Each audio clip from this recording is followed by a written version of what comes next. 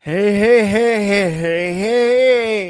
Welcome to episode 259 of Awkwardly Awesome Podcast. I'm, um,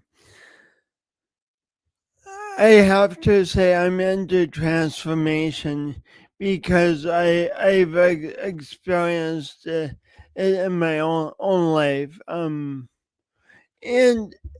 back when I used to hear about transformation, I thought it would be this huge, instantaneous,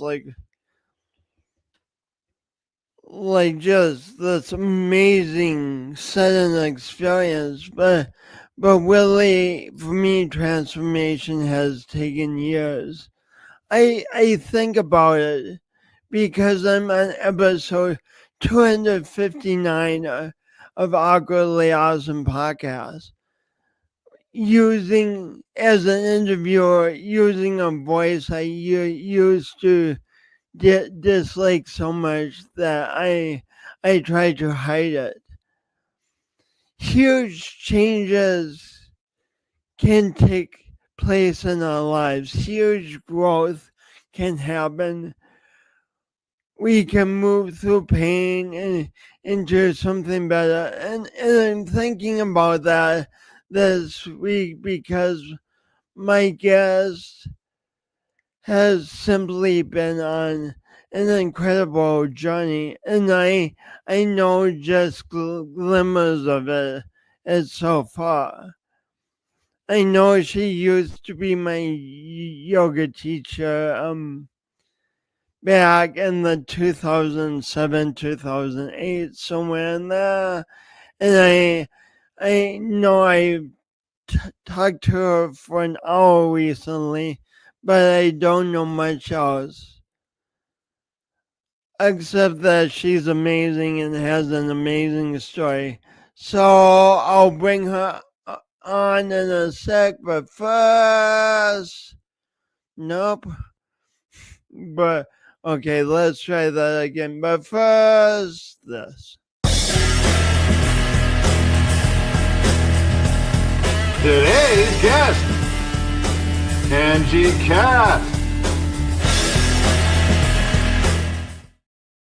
Hey, welcome back, and let's give Anji Kat a warm, awesome.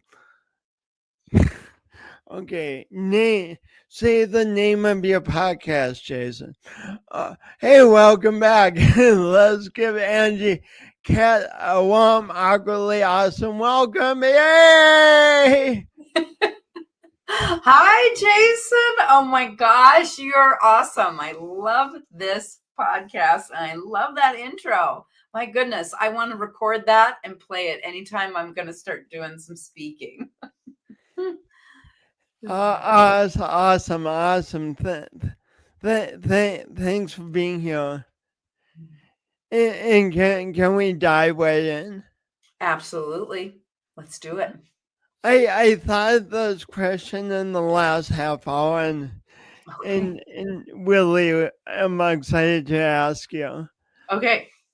So, if I had asked you in high school what soulful living meant to you, what would you have said at that time? Wow, that's a good question. Back in high school, I don't think I would have understood what soulful really meant other than maybe it was listening to soulful music or that it was just living with passion.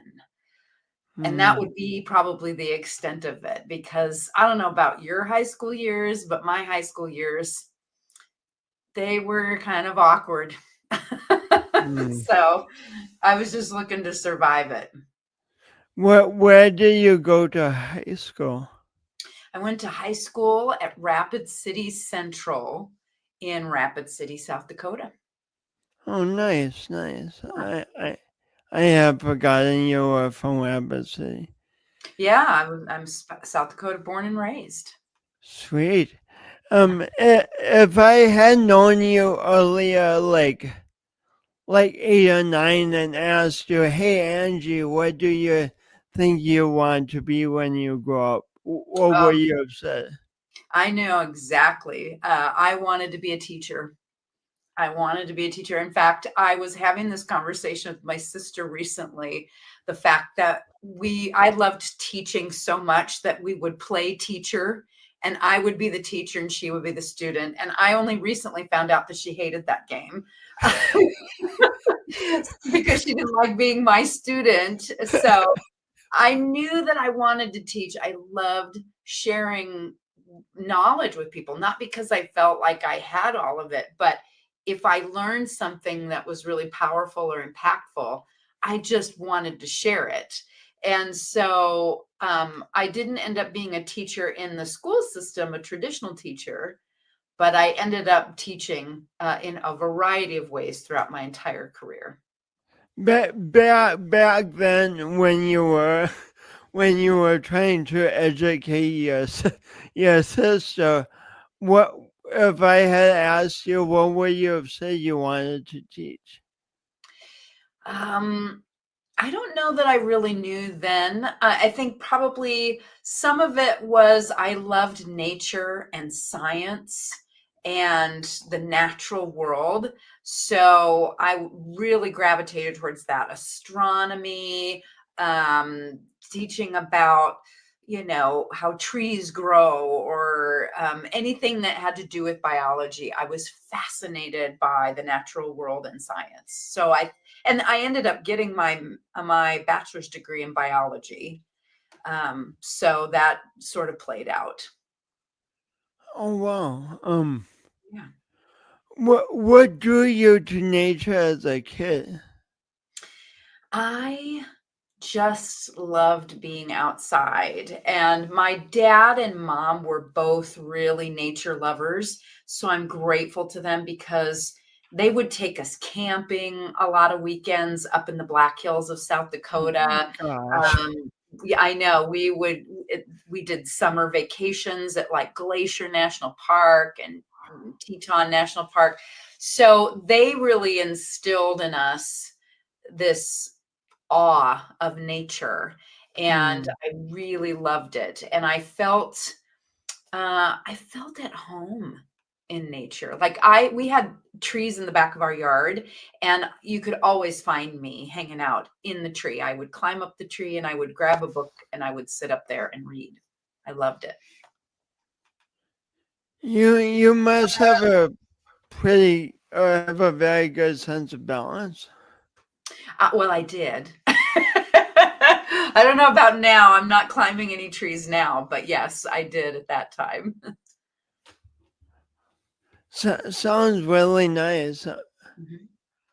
It was. Where did you go for your college?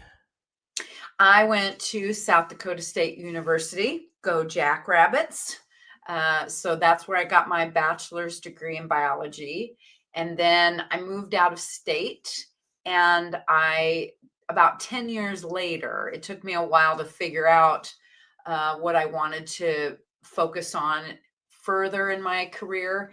So 10 years later, I went to Missouri State University and got a master's degree in health promotion and wellness management, because in those years I figured out, oh, I know what I want to teach about. I wanted to teach about health and well-being.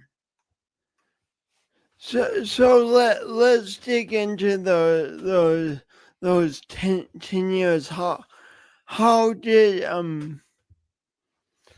so you went to college for biology. What happened within those 10 years to turn you towards health and well-being?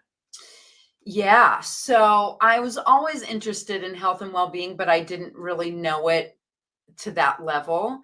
And this is a perfect example of an awkwardly awesome story, because when I graduated with my bachelor's degree, I thought I wanted to be a marine biologist, just like George Costanza.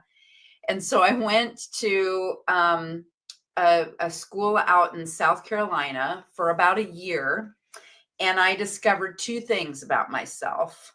One was that I would probably never get a job in marine biology because they were very hard to come by. And number two, I discovered that I get terribly seasick. So Oh, sort of ended my career with marine biology. So I ended up so, just, yeah. so before that point of grad school, you didn't know you got terribly seasick? No, because most of the time that I was ever on the water, I was on maybe a lake or maybe a river or on the beach, so I wasn't spending a lot of time out in the ocean where the waves are Wow. doing this thing. And yeah, it wasn't pretty. But at least I found out before I got graduated from that program. So It must have been great. Yeah. yeah. I mean, it was really interesting and I had fun, but it was sometimes I think I think you probably know this is that you just have to try things and not be afraid to try things and then find out that's not really the direction I want to go. And so you'd shift gears. And I think so many of us are afraid to go into something and then find out that this isn't really what I want to do. We're afraid of the shame that we feel or the guilt if we quit. And in my case, I was not. I mean, I was a little ashamed, but I was not. I was not upset about giving up something that was going to make me seasick all the time. So yeah, it's. Yeah, can you imagine if you had stuck with it out of the sense, I need to do this? You would have literally been sick. Yeah, I know. I know my job Wow. would have made me sick. And I mean, I probably would have figured out a way to manage it, but I just don't think it was not my calling. But I had a great time learning as much as I did and discovering that that was not my path. And so I just worked in various, I worked as a waitress, I worked in office settings for those 10 years. And how I ended up starting to get into health and wellness was that I got a job with the American Diabetes Association as an educator. So Hmm. that started it. And then I met a woman at one of my jobs who was a wellness coordinator. And I watched what she did on a daily basis, and it was the coolest job ever. And so I said, "Oh, that's really what I want to do." So that's when I went back for my master's degree in health and wellness. Well, so we'll pick up that wellness thread because Yeah. it's so important. But speaking of trying things and then deciding to move on, Mhm. you had some romantic relationships that you try and then Yeah. just can you say more about that? Oh, sure. And I'm sure there's a lot of people that can relate to this. Maybe not everybody, but I think when we get into romantic relationships, oftentimes we don't know the depth of our own patterns or behaviors. So I was married twice and had a few long-term boyfriends in there as well. And I started it took me a while because apparently I'm a slow learner, but after the last one, I finally got to see what my patterns were that were contributing to the demise of these relationships, and or that they also contributed to the kinds of people I was choosing to have a relationship with. So I'm not taking 100% responsibility, but I take responsibility for my part in it. And what I discovered was that being the oldest child and being in a family where my mom and dad worked an awful lot, I was put into a caretaker role Hmm. pretty early on. And so I would, be the one who was kind of in charge of my brother and sister. And that just, I got praised for that. And I don't fault my parents. They did the best that they could. And so I just learned early on that I got praise and I got liked for taking care of other people. And so it became a pattern for me, is that I would, overgive to the men in my life. And that wasn't a good dynamic, because when you overgive, not only do you deplete yourself, and you become resentful, which is not a good look. You also don't give the other person an opportunity to really grow beyond their patterns, because it becomes enabling in a way. So, yeah, so I've had some challenges with that, and I'm a big fan of therapy. I've gone to therapy and I've worked on that. I've done a lot of self-help reading, and really tried to work on that, because that doesn't just affect my my romantic relationships. Those patterns affect my friendships and my work relationships too. So that's been a big theme that I've been working on, and I'm happy to say that I think I'm on the other side of that. What a pattern to be able to identify. It sounded like it sounds like it would have been exhausting. It was. That's exactly the right word. It's exhausting when you continually, they say you can't give from an empty cup. And that's what it's called, codependency. And so when you are constantly giving from your own cup and you're never allowing yourself or others to fill it up, it's depleting. It's absolutely depleting. And so, but part of that is learning the pattern, but also learning how I need to set better boundaries and to give myself what I need. Right? So that's part of the learning for me. What would you say to a listener out there whose ears are perking up? I don't know literally how that I mean, our ears don't like perk up. I don't know where that saying comes from, but Yeah, I think it's because animals do that, right? yeah. My cat's ears will perk up when they're listening to something. But yes, what would I say to those individuals who are resonating with what I'm saying? Yeah. I would say the most important thing you can do, again, I'm a big advocate of therapy. And because having someone else who is objective, who doesn't know your whole backstory, isn't your friend, they can see things that you can't oftentimes, and can help you work through that. So I do encourage getting a life coach, a therapist, a counselor to help you work through those patterns. And the second thing I would say is that it really is true that you do need to put yourself first. You do need to make sure that your energy is replenished, that you're taking care of your needs, because if you don't, it will not end well, right? It's going to end up in you being depleted or angry or resentful. It will wear away at the foundation of your relationship, and it's not healthy. It's just not healthy. So, and I'm not talking about just taking a bubble bath as self-care. I'm talking about the harder conversations of saying, no, I'm not going to do that for you. Or no, I don't have the time right now to do that. Here's how I will help. Right? It's about setting those boundaries, because particularly if you're matched with someone who is a taker and loves that you overgive, they'll continue to take if you let them. So, And they aren't always the most. I mean, this might be beside the point, but they aren't always the most grateful.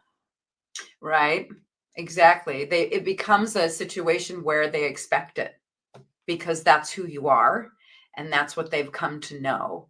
So it's once you recognize that those are the patterns, it takes a little bit of effort. I'm not saying that the relationship can't be fixed, but it changes the whole dynamic when someone like myself says, "Oh, wait a minute.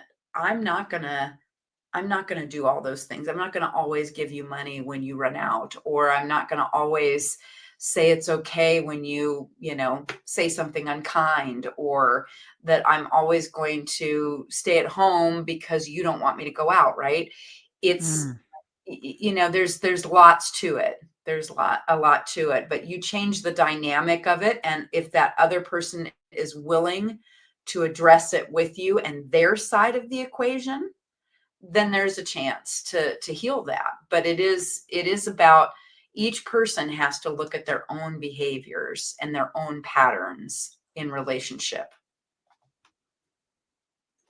It can be daunting for someone thinking of finding a life coach or a therapist Mhm. to even figure out where to start. Like Mhm. how do we find people we can Yeah. connect with in that realm? How do we know if a life coach has Mhm. good credentials? Do you Yeah. have any thoughts on that? Yeah. I mean, first of all, one of the things I'll say is that it's okay if you are doing your research, you have a meeting with someone, and you find that you just don't click. You don't have to stay with that therapist or life coach.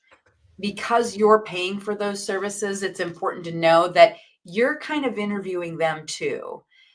But the first thing I would say is understanding what outcomes you want, right? So why am I going to a life coach or a therapist?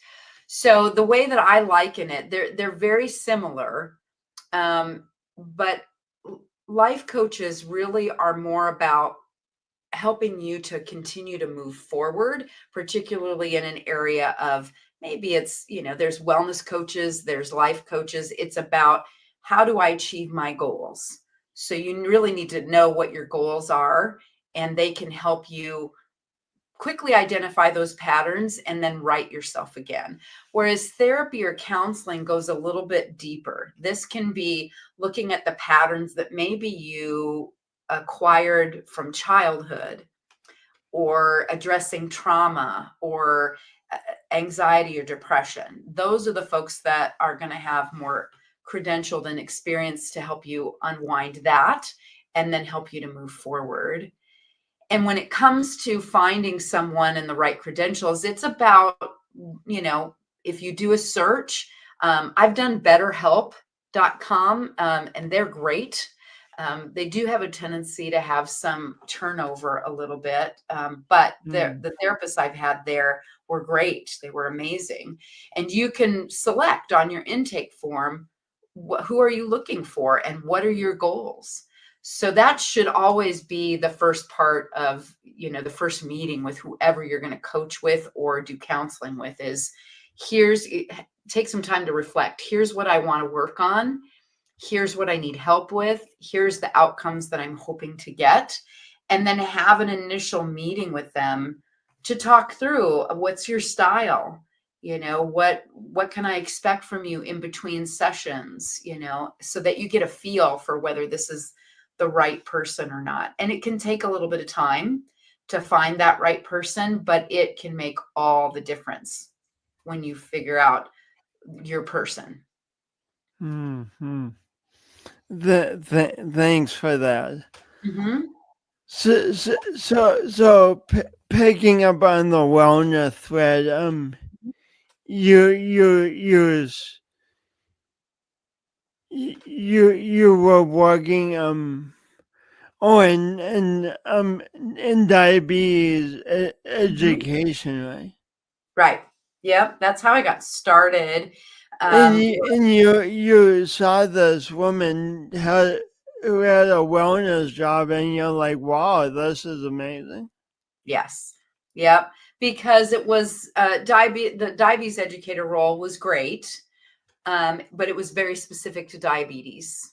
And the woman that I had since left there and had gone to work in human resources at this organization. And I saw the woman who sat across from me. She was the wellness coordinator.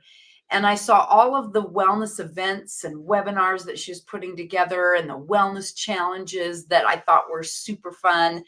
And I always had an interest in health and wellness. And I just didn't know there was a career involved in that. And so I started talking to her and asking her where she got her training, and found a master's program that was directly related to health and wellness. And that's what I did. And I've been doing that for over 25 years, and I've loved it.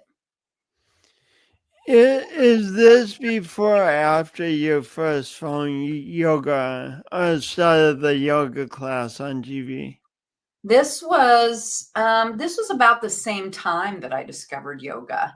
I was in my master's program. I just started it, and I had a lot of stress, as you do when you go back to school. And I knew people who did yoga. And so I found this yoga program. It was 20 minutes long. And I did it just for stress relief. And then it changed my life. And I became a yoga teacher and a yoga teacher trainer. I owned a studio at one time, and I still teach, and I love yoga. It's very healing. I love that you were in a wellness masters, and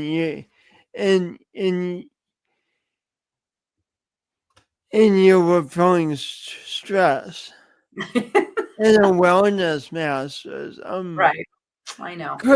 Could you comment on that, please, a little bit? Like, sometimes I think kind of the assumption is if we just have relaxing activities or like wellness programs, we won't feel stress. But is that a reasonable expectation? Absolutely not. No, we live on planet Earth, so that's not going to happen. But I think you bring up a really good point, Jason, is the fact that everybody is experiencing stressors. So while I'm studying health and well-being, and I have been working in health and wellness my whole life, or the better half of my life, it doesn't mean that I'm free from stress, or that I'm always eating healthy, or that I'm always exercising, because we're humans. And there are so many distractions out there, and there's so many things, because life is messy, life is awkward. And so I think that what the trainings and the yoga and the education around health and wellness really teaches us is, here's your toolbox. Keep filling it with these health and wellness things, and do your best, because it's, at the end of the day, it's about managing our lives, right? And if our health and well-being really go out the door and we're not focusing on that at all, then we need to look at other aspects of our lives to see what needs to change in order to make that more of a priority. But we all struggle with that. We all struggle with stress and challenges. I mean, I don't know of anybody that doesn't experience some form of stress, because there's good stress and there's also bad stress, right? So stress is here to stay, unfortunately. Would you say a little bit more about good stress and bad stress? Yeah. So there's eustress. It's spelled EU stress. And then there's distress, DIS stress, right? And if you think about it, it's like on a spectrum. So over here we have eustress, which is good stress. So this is things like the excitement and the stress of getting married, the excitement and stress of bringing a new baby into the world, the excitement and stress of getting that promotion, right? Or running our first race. These are things that we have joy in, but because there's that that level of excitement it's still a little stressful, right? But it's a good stress because it's motivating. We're on the other side of the spectrum. We have distress. This is chronic level stress. Eustress usually is short-lived, right? It's short term. Distress is chronic. This is where we're going to a job every day that has a toxic work environment and we're not doing what we love. That is distress. Distress might be challenges in our relationship that are not resolving. It may be health challenges that we really just are having a tough time figuring out. So it could be negative thinking. It could be, our lack of confidence. There's so many different things.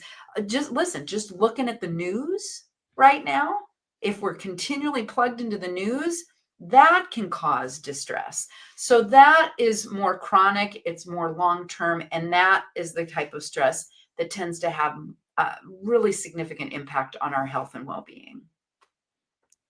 Thank you for that's a crucial distinction. Yes, it is. Yes, it is. Yeah. Since you brought it up, if someone's listen, and I've been on this boat, and that the news is causing a lot of distress, worry, Yeah. anger. What would you advise? On what are your ideas on what people could do? Well, some of my suggestions may not be very popular, but they work for me, and I think they're important ones to consider. The first one is turn off the news. It may be time to do a news fast. If you are feeling anxious about it, if you're feeling overly angry about it, if it's causing your blood pressure to skyrocket, it doesn't, we tell ourselves, oh, but I have to know. I have to remain in the know. And I would challenge that thought. I don't think we need to. With the advent of the internet and social media, we know about things that are happening all over the world where before the internet, we had no clue. We had no clue about that. I don't think our brains are meant to process that much information. So my first recommendation is do a fast. Get off of social media for a while. Take those apps off your phone. If that's a constant distraction, maybe turn off the news for a week or so and just notice. Because here's the reality: life will go on. You will continue to do what you're doing. And I'm willing to bet that if you unplug from the news a little bit, you might find yourself restored to a more calm and easy place. So that's one thing I would highly recommend, because we're just bombarded with it. The other thing I will say is really more of a spiritual concept, and not a lot of people, I think they think it's spiritual bypassing, and I don't mean it to be that. But what I'm going to suggest is that what we focus on expands. So if we focus on the negativity and the negative stories over and over again, whether it's on the news or whether it's replaying in our heads, if we keep focusing on the negative, then we continue to see more of the negative. And that's why I say we have to pull back every once in a while and start actively searching out and looking for beauty and joy. Take yourself to an art museum, go out in the woods and take a hike. Focus on what's good that's happening, because there's a lot of good that is happening. And the more we focus on that, the more we are calmed in our nervous systems, and the more that we are called to do more good in the world, right? And it just builds on itself. So those would be my two biggest tips with regards to all of that stress. That's beautiful. I'm so glad I asked. I'm glad you did too. I mean, I struggle with it too, but I have really tried hard to stay off of the news cycle. I don't have a TV, believe it or not. I haven't had a TV in my whole life. and once I moved out of my parents' house, I did not buy a TV. I have to ask you about that. For you, what have been the benefits of not owning a TV? Do you think? Yeah. Oh, I think that it has been hugely beneficial. And I'll tell you, the reason I never got a TV was because when I was younger and I was just going to school, I was too poor to buy both a TV and a stereo, and music was more important to me, so I bought a stereo instead. And I just learned to live without it. I don't have the constant noise of the TV. I don't because when I tell you, if I get in front of a TV at somebody else's house, I'm glued to it. It's very addicting. It's very addicting. And Amazing. and I find that not having a TV frees up my time. It frees up my time because I have so many other things to do. I want to write poetry. I want to teach yoga. I want to go visit with my friends. I want to build my business. I want to play with my cats or cook a good meal. I want to do all kinds of other things in my free time. And it does mean that I'm not up to date on all the most popular shows, but I can't. I honestly don't have the time to watch TV. So That's awesome. I'm not saying I don't like it.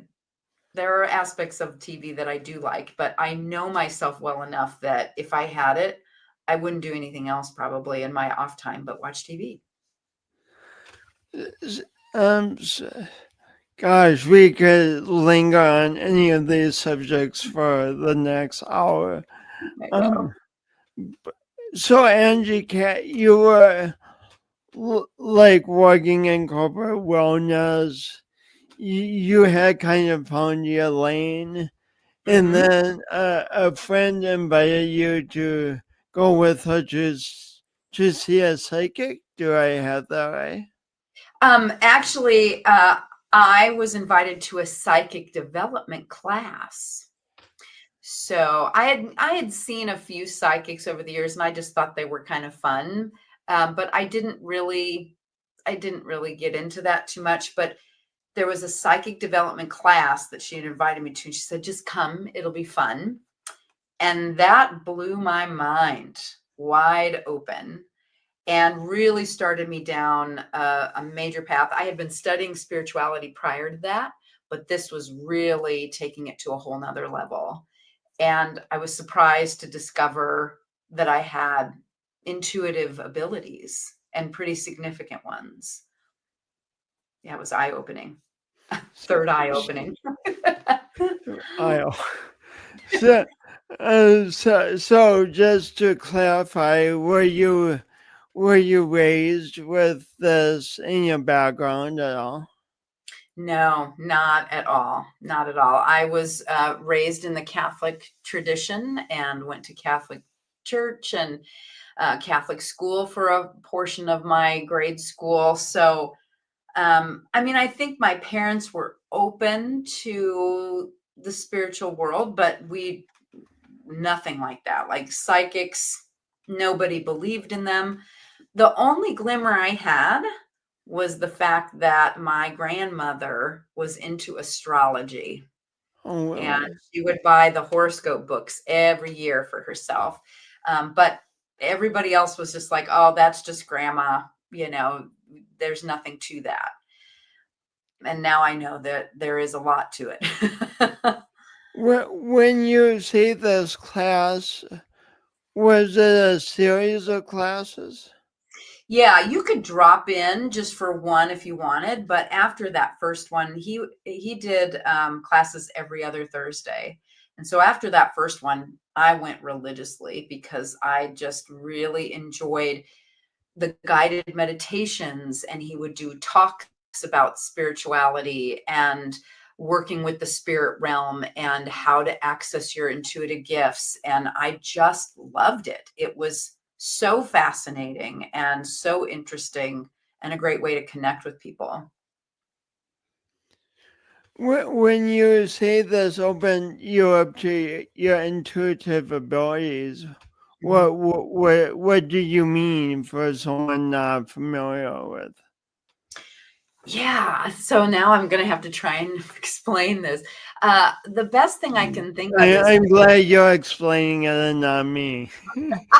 right? I know it's somebody could probably explain it better, but here's an example of what I mean by that. So intuitive abilities, we all have them. This is what I've come to learn is that we all have intuitive abilities. It's like a muscle, but if we don't use it, it becomes atrophied. And so we were practicing this technique called psychometry. And what that is that somebody will give you an object of theirs, like a set of keys that they were just holding, or I don't know, something from their purse, or it's just some sort of physical belonging, maybe a piece of jewelry. And you would hold it because the belief is that since you were holding it, it has your energy attached to it. You give that to the other person and they're able to tune into your energy and be able to pick up psychic impressions about what may be going on or messages from the spirit world. So I was partnered with this woman that I had never met before. She gave me her keys Hmm. and I immediately closed my eyes and had a vision. I said, I see that there's a dark sort of cloud that's surrounding you. Like there's a presence or a spirit that is over you, but this feels like someone from your past who has passed, and they were not really nice to you when they were here, but now they're trying to make up for that by taking care of you. And she immediately burst into tears and she said, that's my father, and he was not a nice man. And after he passed, she said, I get little messages from him, like maybe there's a butterfly, or I'll get song lyrics or something that will show up that lets me know that he's near me and protecting me. And that sort of blew my mind. And here's the funniest thing about it that I've come to learn is that our imagination is the gateway to our intuitive skills. Imagination is the gateway to our intuitive skills. Yeah. Yeah. How so? So what happens is that for people who are tapped into their intuitive gifts, when I do a reading for someone, those images come into my mind. And so it can be easy, and this is how most people feel like they're not getting psychic impressions. They might dismiss it and say, "Oh, I'm just making stuff up." But if you go with the first thing that shows up in your mind, that first image around somebody, right? Most people will tell you that sometimes they'll walk into a room and they'll meet somebody and they immediately have a sense about that person. That is their sensing energy. They might get an image in their mind. So you might dismiss it as that's just my imagination running wild, but it's not necessarily. You'll know that it's spirit talking to you when it's kind and loving and protective and safe. When our imagination runs amok when we're stressed, like, oh my gosh, I'm going to get fired and they're talking about me, that's our ego and that's our fear talking. So that's how you can distinguish whether it's an intuitive message or whether it's a fear-based message from your ego. So I don't know if that helped explain it or not. It's a challenging thing because everybody experiences the spirit world a little differently, but that's how I've come to learn about it and how I work with it. So how do we differentiate fear-based messages from our ego versus like walking across the street and a car speeds out of nowhere and we get afraid and jump out of the way? I mean, I think you could, if you jump out of the way, I mean, depends on how you interpret that situation, right? It could just be reflexes, but it could also be that maybe you hesitated because you felt like, oh, I need to pay attention to this sign over here for a minute, or I'm looking for something in my purse. Some would say that that might be spirit distracting you so that you're not crossing the street when that car's coming. So I think it's, some of it is an interpretation, but I've always been taught by my teacher that spiritual messages are always loving and kind and protective. They're not scary. It may feel scary in that moment, like, that car speeds by and you just barely jump out of the way. Once you calm down and you think about it, maybe there was something there that, some message in your mind that says, hey, jump back. Or maybe there was a sign or something that you saw just moments before. It would be interesting to see what might have triggered you to jump back. And that's not necessarily always the case, right? It could just be reflexes, but generally speaking, spiritual messages will show up in a variety of ways. And so it's up to each individual person to determine whether that's spirit or not for them and how they feel when they receive that message. Does that make sense? Yeah, that's really, really great. Yeah. Yeah, it does. Okay. Because I know it can get a little bit heady for people. Like, it's talking about the spiritual world and how we interact with it. For those who aren't currently really working with that, it can really be a little confusing. What makes you say? I think you said this last time we talked. What makes you say that everybody believes in some form of spiritual magic? Because I think that all the traditions, all the spiritual traditions are rooted in that. And it's a matter of semantics, right? Magic could be interpreted as spirit, could be interpreted as the divine. We all have different words for it. And there's a fabulous book called The Jesus and the Buddha. And if you haven't read this book before, it basically goes through the Bible and through the Buddhist teachings and puts them side by side. And you'll notice that they're saying the same things.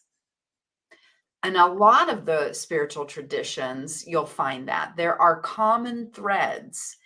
And if you dig a little deeper, that's where I feel like the magic is. It's when our limited human mind tries to interpret it, that sometimes that goes sideways. And we think that, oh, nobody can connect to spirit. Everybody's connected to spirit, because in my belief, we are all souls having a human experience. So we're never cut off from spirit. It's just a matter of whether we are paying attention to how spirit speaks to us. Oh, okay. What does we are all souls having a human experience mean to you? So what it means to me is that my body is just a vessel for this divine spirit. And it's part of that soul. Each of us has a soul, but that soul is part of the one God, the one soul.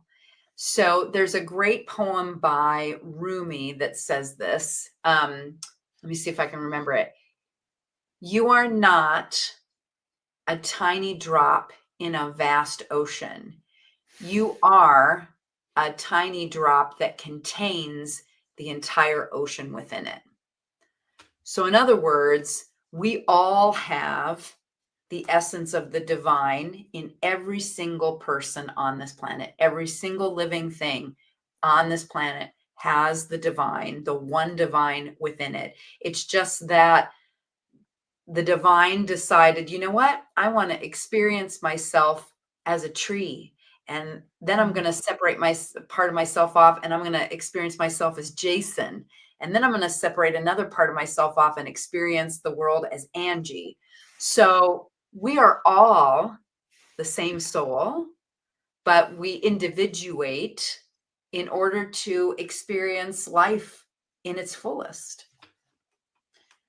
That's my belief. And that's what a lot of the spiritual teachers will say. Powerful. Yeah. You mentioned before. Go ahead. That the Buddha said, don't look to the one who has the most students. Look to the one who has created the most masters. What does this quote mean to you? Yeah, I love this quote because it's a way for us to kind of navigate the spiritual world and also choose our teachers mindfully. What it means to me is that there are spiritual masters out there, people who have done their spiritual work and are continuing to do their spiritual work. I'm not sure if you're familiar with Dr. Wayne Dyer. Do you remember him? Yeah, he was a spiritual master and he did a lot of teaching, but he was also a student. And it wasn't for him about, I need to be the only teacher. I'm the best teacher. His philosophy was, let me teach you what I am learning. And I want to help you get to be at a place where you have mastery of this knowledge so you can also be a teacher. Because he recognizes that it's not about him. It's about helping others to achieve mastery. And the more masters we have on this planet, can you imagine how wonderful life would be, right? So on the flip side of that, there are teachers out there who are all about, I'm the only one that you can get this knowledge from. I'm the only one that can teach you the way. You have to follow my process, my way exactly. Those are not teaching mastery. They are teaching dependence, because you have to keep coming back to them for wisdom instead of teaching you to be your own master. When you work with your clients, how do you help them become their own masters of their own lives? Yeah, that's a good question. I try to do this through a variety of ways. I mean, I am a certified coach, a health and wellness coach, but I also weave in my intuitive skills and spirituality.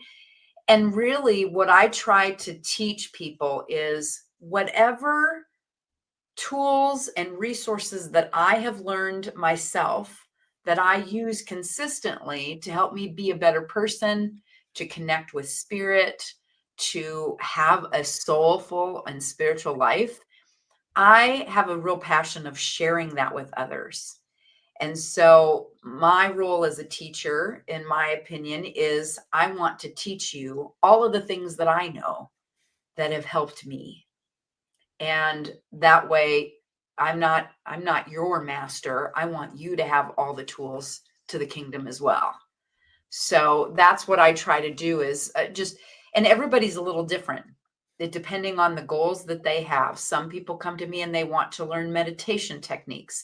Some people will come to me and they want to learn how to connect with spirit more. So I give them techniques and exercises that have worked for me, that I have learned from my teacher. So but I can teach them how to be a master of themselves through, how do you incorporate health and well-being behaviors in your day? It just depends on the person and their goals at that time, but it's just about helping people to access their own wisdom inside their own selves, and be able to affect their own life and create the life of their dreams. Angie, if people go to this website, what should they be looking for? Or what could they be looking for? Yeah. So on my website, I have several things. I do have a blog, and I'm due to write some more stuff on the blog, and that's where I share my musings and teachings.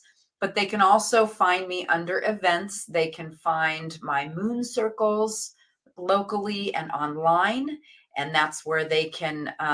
I do those once a month, and this is where I do guided meditations and I do teachings. I also have where you can book readings with me, either in person locally or online. So I do online sessions as well.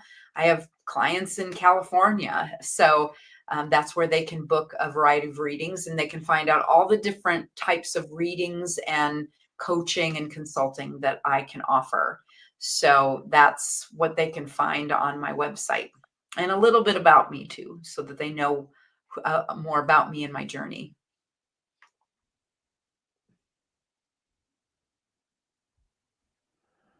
What's the next question I want to ask? So many Hmm. questions. Oh, yeah, I'll go with this one, and we'll go. Um, so in my work, I talk about the power of doing our imperfect best. What Mhm. it comes to mean more to me each day. What it means to me today is I not only envision the best I want for my life and to offer to the world, but I go for it. But and when mistakes and obstacles and uncertainties and frustration and anger come up, instead of letting that stop me or sidetrack me from what I want, I try to learn from all that, Mhm. use all that as energy and go again towards my best. What Yeah. does doing your imperfect best mean to you, Angie K?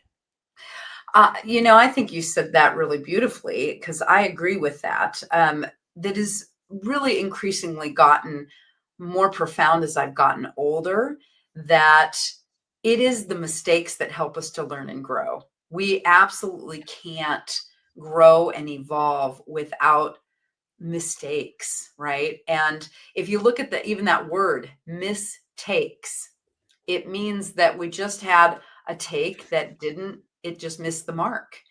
And getting rid of that perfectionism. I know so many people that struggle with that, and it just creates so much stress. And I have discovered that doing my imperfect best means that I'm showing up authentically.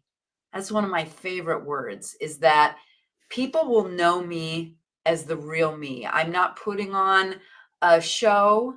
I might misspell something or several words in my emails or my blogs, and I have to correct those, or I have technology issues, or I'm late for something. I mean, it could be a number of different things, but I just allow myself a lot more grace and gentleness with myself when I'm doing my imperfect best, because I know I'm going to recover from that. I'm going to do better. I'm going to channel that, just like you said, into my next best action step. But we don't get anywhere in our lives. We don't grow. We don't get to our goals if we're continually beating ourselves up. It does not happen that way. We have to laugh about our mistakes and our falls and our stumbles, and we have to keep going. Inspiring. Last question. What does it feel like to have determined at this point in your life to not only say, "Hey, I have spiritual gifts that I'm proud of," but to be using them to help others on that journey? Oh, What's that like for you? it's freedom, because I hid it for a long period of time because I wasn't sure how people would respond to me if I said, "Yeah, I'm intuitive and I can sense things and I can, I can have conversations with spirit and past loved ones. I mean, most people would look at me, or so I thought, that they would look at me like I was a little cuckoo. And what I've come to discover is two things. One, if I keep that locked up inside of me and I'm constantly afraid of who's going to find out and what they're going to say, I'm living a very contracted life. And Mm, that's very stressful to not be my full self. And the other thing that I come to learn is that once I kind of let it all out and I live authentically and I tell people this is who I am, take it or leave it. I can't tell you how many people have come forward saying, that's so cool. I want to book a reading with you. I believe in that too. I find more people who are intuitive or they're learning to be intuitive. So it's really opened up things. So what I would say to people is that if you are not shining your full light, you're living in a contracted cage that is going to be mm, stressful. We need mm. everybody to get out of their own cage and shine their light as brightly as possible because that's what this world needs. I didn't expect goosebumps. That's what I specialize in, Jason. You specialize in Anji Kat, everyone. She helps you get goosebumps. That's right. That's right. That's what I hope to do.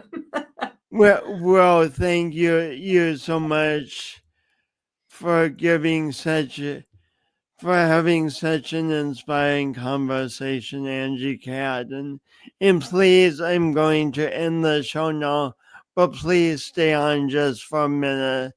Things need to upload and stuff, so. Absolutely. And thank you for having me, Jason. It is so great to connect with you after so many years. I loved having you as a yoga teacher, and I have loved watching you become your authentic and awkwardly awesome self. You're amazing.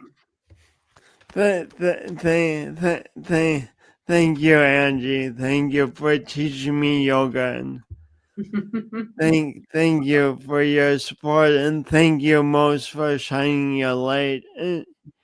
And speaking of shining your light, Mhm. th- thank you for listening, whether you're listening to this when it comes out or listening to this 25 years from now.